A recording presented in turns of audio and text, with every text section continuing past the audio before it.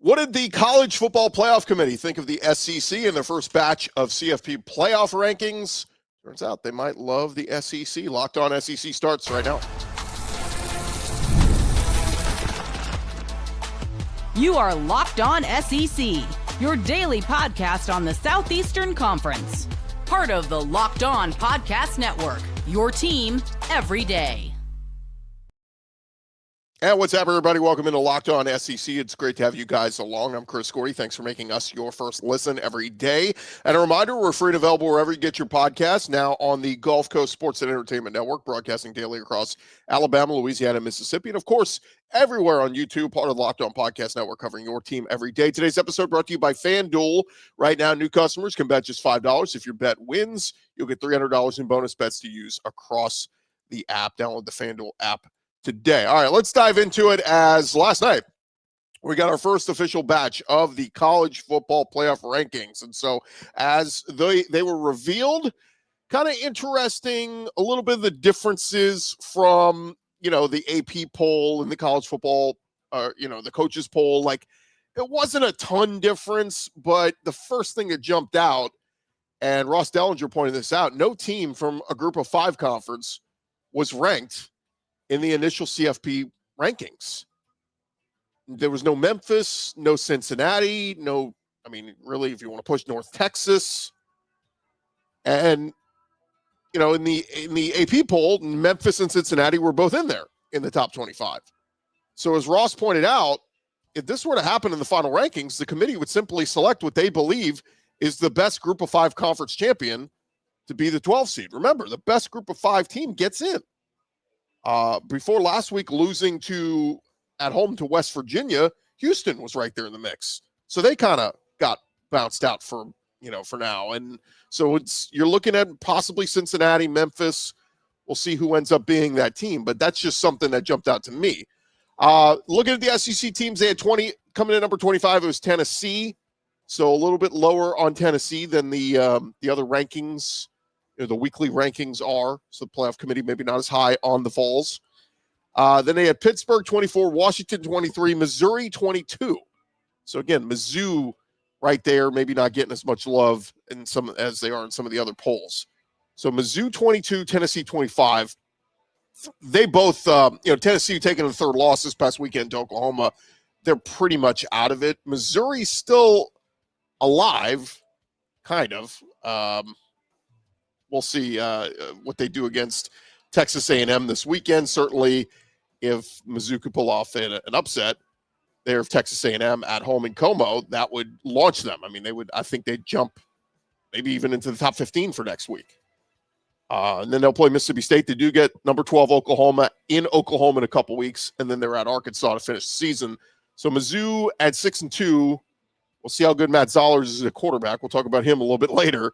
But Mizzou is kind of, they're the SEC team still kind of maybe with a chance, but they don't have a win over a ranked opponent yet. They lost to Alabama. They lost to Vandy. So might be a little bit tough for Eli's crew to get in there resume-wise.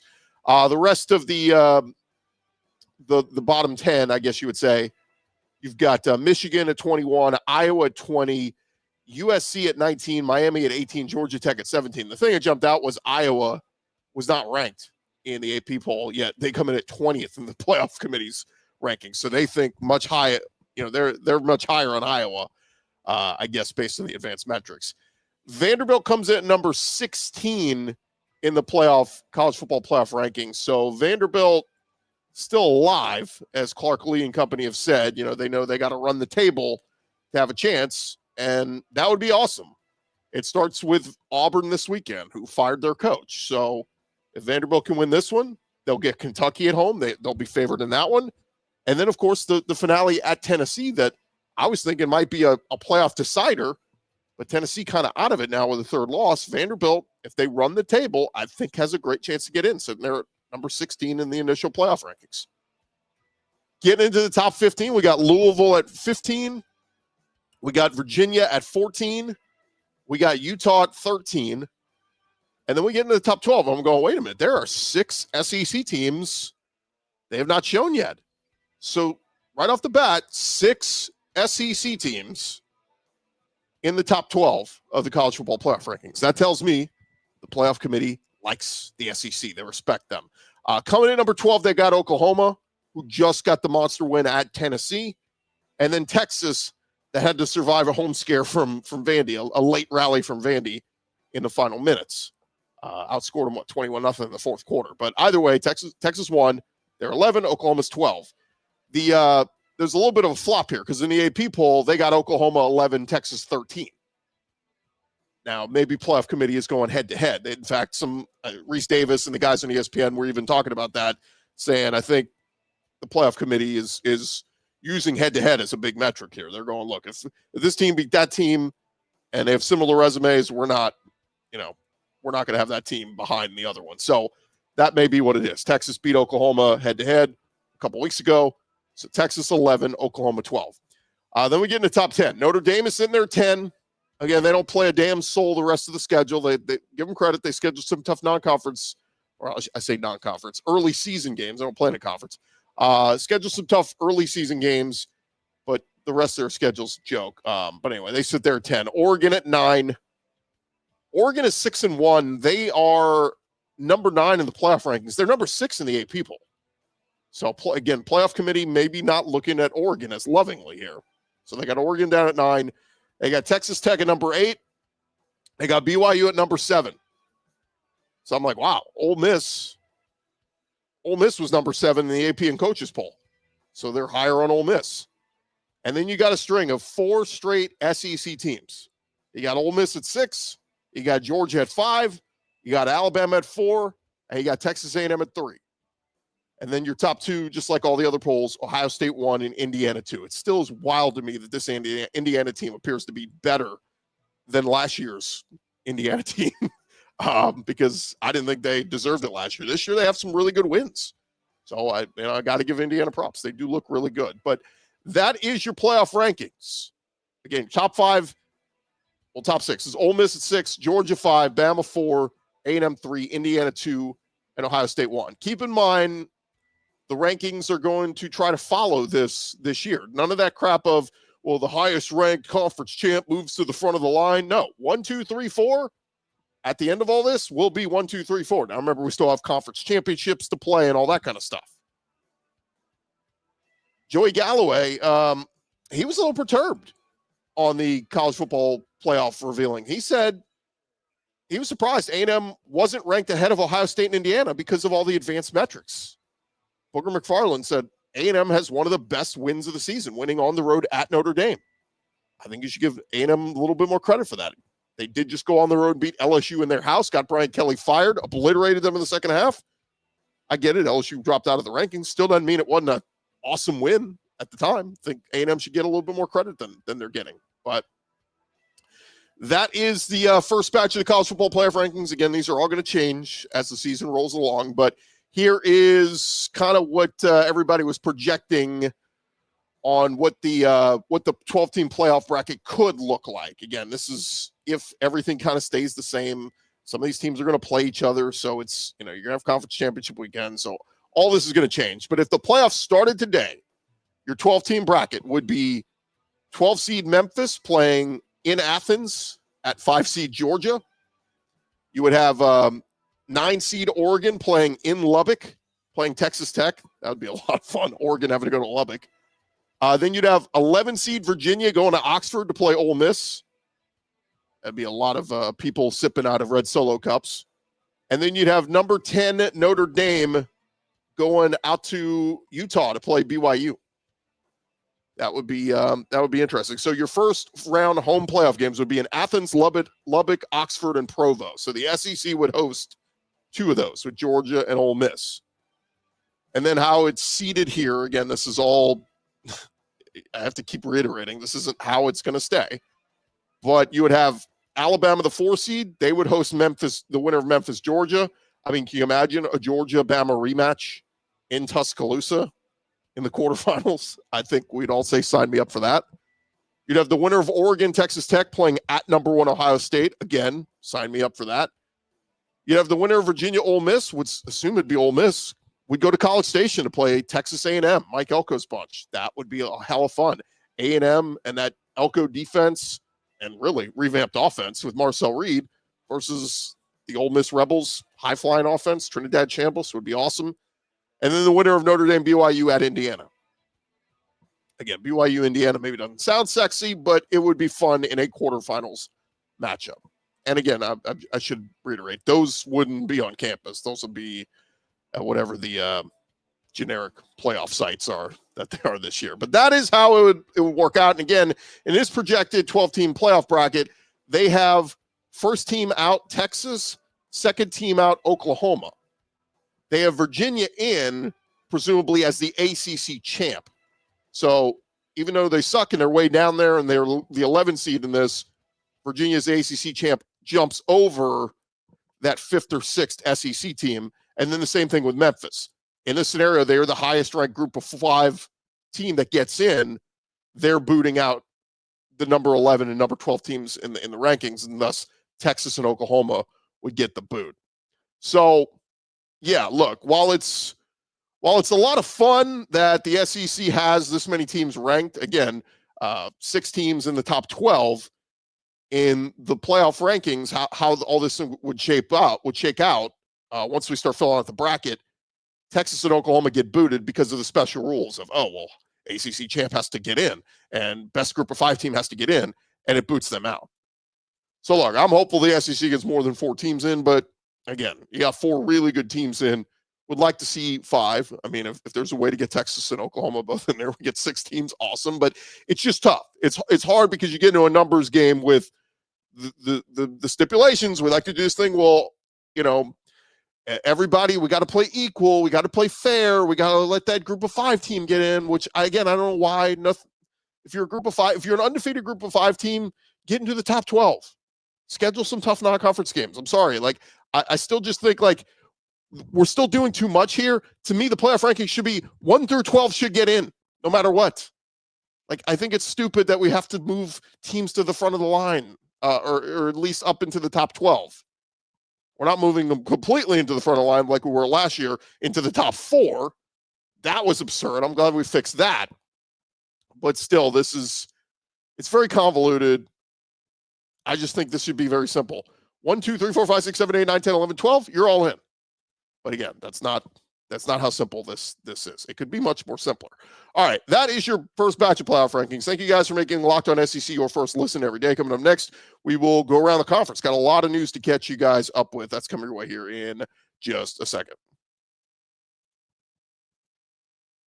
And first, the NBA is back. No better place for you to get in on the action than with our friends at FanDuel, the official sports betting partner of the NBA. Even if you miss the start of the game or you want to ride a hot hand, FanDuel, they have live bets on everything from who will score next to fourth quarter comebacks. You can even combine your live bets into a same-game parlay for a shot at a bigger payout. It keeps every game exciting, especially when your team is making that late push. Right now, FanDuel is giving new customers $300 in bonus bets when your first $5 bet wins. So you just need to head to FanDuel.com to sign up. Play your game with FanDuel. They are the official sports betting partner of the NBA. Of course, they got all the college action and NFL as well. FanDuel.com. You never signed up before. Win that first $5 bet, and you'll get $300 in bonus bets. Check them out today.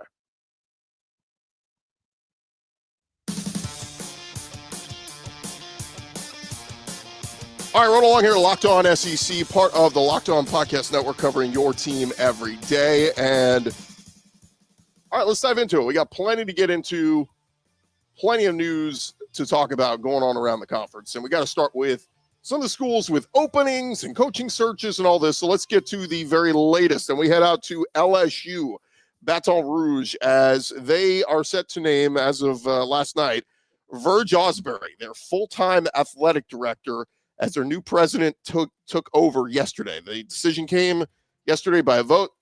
President Wade Roos officially named the new school president for LSU. And then his first order of business became removing the interim athletic director tag off of Verge Ausberry. So, look, they're moving very quickly here. A week and a half ago, Brian Kelly was the head coach and Scott Woodward was the AD. Now suddenly they have a new school president, Wade Roos. They have a new AD in Verge Ausberry, and they obviously had said they appointed him to find the next head coach at LSU, and the search is on. So moving very quickly here in Baton Rouge. Of course, Verge Ausberry, a former LSU player, longtime administrator, has a lot of connections within the state and those in the coaching industry.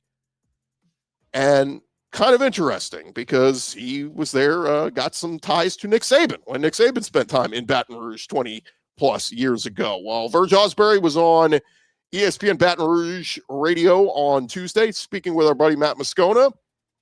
And Matt asked him about Nick Saban. Is that realistic? Here's what Verge Ausberry said. He said, Nick Saban and I have a standing conversation probably every 2 to 3 weeks. We're good friends, first of all, a person I admire a lot. But he said, Coach Saban, no way. No way he's coming back to football, okay? He said, Miss Terry is not going to let him. Quote, that's not going to happen. Let's get that out of the way, because if he was and he was interested, I would go drive and pick him up right now at his house and bring him back. But I think that's run its course, okay? It's kind of interesting because Shaq, of all people, stated this week that the Tigers were possibly having conversations with Nick Saban about the opening. Now, look, who's to say? Verge or whoever at LSU maybe could lob a phone call to Nick and go, Nick, just got to see if you're interested. And Nick Saban's going to chuckle and go, I'm very happy on College game day. I'm very not happy not having to deal with all this NIL and, you know, how the landscape of college football has changed. And in fact, there was a video that came out of yesterday of Nick Saban over the weekend. It was his birthday. He got a present from Miss Terry, and the family was all there. He was sitting on his couch with a blanket over him, looking very comfortable. And that just kind of reiterated to everybody out there the image of Saban's on his couch, and he ain't getting off. And look, you can go hand him a blank check with a lot of zeros at the end. Still doesn't feel like that has any realistic possibility of happening. So LSU search, look, will ramp up, but something that Ross Dellinger of Yahoo Sports pointed out in that interview that Verge Ausberry did about the LSU coaching search, he said that LSU will consider a coach who participates in the playoff, even if that means waiting until as late as January to make a formal hire. Could that be one Lane Kiffin? There is something very interesting here, and we'll talk about it in a minute, but Joel Klatt of Fox Sports suggesting rumors about Lane Kiffin's future, saying, look, you're seeing a lot of other coaches that are high profile that will absolutely be targeted and mentioned for all these open Power 4 jobs. But he said, my worry for Ole Miss is the distraction of what's going to go on. He said, Florida's going to come after Lane. LSU will talk with him, try to interview him. But he said, the longer this goes on, that could be a distraction, something to watch out for. And that's where it gets back to, why hasn't he signed an extension yet? We've seen a lot of these coaches, and look, we're going to assume Ole Miss has one on his desk, right? Or if they don't, they're about to present him with one, whatever it is. The longer this draws out, that Lane has not locked in, you know, to a new deal with Ole Miss, presuming a raise, right? Like that's, and he deserves it for what he's done this year and what he's done the last couple of years. And if Ole Miss wants to lock him in and put away any rumors of him possibly going anywhere else, they can put that big fat contract on his desk, that pay raise, and say, let's lock it in. Curt Cignetti did it at Indiana. Matt Rule did it at Nebraska. Just kind of interesting that that hasn't been done yet there. All right, how about over at Auburn? Joel Klatt reacting to the news of Hugh Freeze being fired and joined the guys on the next round yesterday and took some shots at Auburn fans saying, look, their expectations are over their skis. They aren't even the best job in their own state. He said, like, to be good, you got to be a top 2 to 4 job in your own conference. They're not even the best job in their own state, and it's not even close. Yet the problem is that Auburn's expectations seem to be in line with Alabama fans' expectations. And just like, hey, that ain't it. Now, David Pollack on his podcast, See Ball, Get Ball, he was talking about the Auburn head coaching search, and he talked about some of the names being thrown out there. So you look at a guy like James Franklin with 6 10-win seasons, 5 top 10 seasons. Did a lot at Penn State. Jimbo Fisher had a great run at Florida State as he changed the way he could build a culture. Eli Drinkwitz makes a lot of sense. Won a lot of games there at Mizzou in the SEC. And then, of course, you got John Summerall at Tulane, played at in the SEC at Kentucky. And he went on and on about some of the other guys. Kenny Dillingham, of course, Jeff Brom. But he said, if you're going to go to Auburn and have consistent resources, that is a good job to consistently have resources for guys like Kenny Dillingham, Jeff Brom, and the like. So again, just going to be interesting to keep an eye on these coaching searches. We'll continue to update you guys on what people are saying out there. Most importantly, what rumblings maybe leak out of Florida, Auburn, LSU. I've not heard much lately on the Florida search, but nonetheless, all that continues on. So it's not going anywhere anytime soon, but we'll continue to update you guys on the latest there. All right, coming up next, here on Locked On SEC, we'll get you caught up with football stuff dealing with on-the-field stuff. We'll get you caught up with that here in just a sec.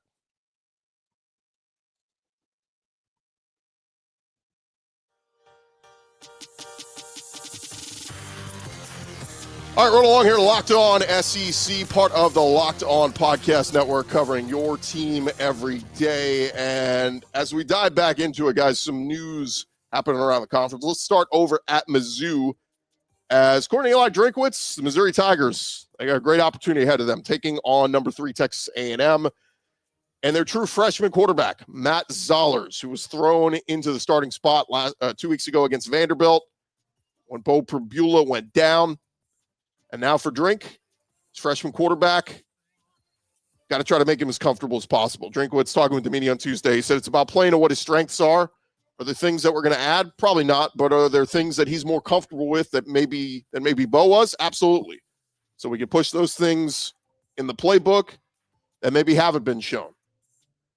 He said, it's really about us focusing on helping Matt execute at the highest level possible. We're excited about his opportunity, what he's earned. He's done a really good job in practice with leadership, stepping up, embracing the moment, embracing the opportunity. Drinkwitz said, we were really adamant throughout the spring about him in the summer and even into fall camp. Look, he was the third string, right? Sam Horn was the number 2, but Sam Horn ends up getting hurt in the opener. Zollers moves up the depth chart, and then you kind of knew as the season was going along, if anything happens to Prabula, it's going to be MATT ZOLLERS. So Drinkwitz said, the future is now.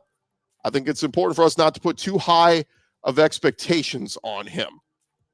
He's asked about BO PRABULA and kind of helping and being that leader now while he's out. He did say we got some good news on the x-rays on BO PRABULA. He said he's working. He'll be in a walking boot, but should be able to be on the sideline for the game. So that's a good start towards his recovery. The initial reports were that PRABULA would be out for at least the remainder of the season, but the day after the Vandy game, PowerMizzou.com reported that PRABULA's injury was a dislocated ankle, but with no fracture. So could there be a return from BO PRABULA? Drinkwitz said, look, he's been awesome. He was voted captain for a reason. He addressed the team in a powerful way. He's been around and he will be around. Marquise Johnson, wide receiver, even said, Bo's fine. Bo's amazing. Comes to practice. He's there. He's active. He is here. So cool to see that. The guy who transferred from Penn State still being that leader where he's not the guy for now, and it's going to be MATT ZOLLERS. So we will watch that. All right, over at Auburn, DJ Durkin announcing that Auburn will have a sole play caller in Derek Nix.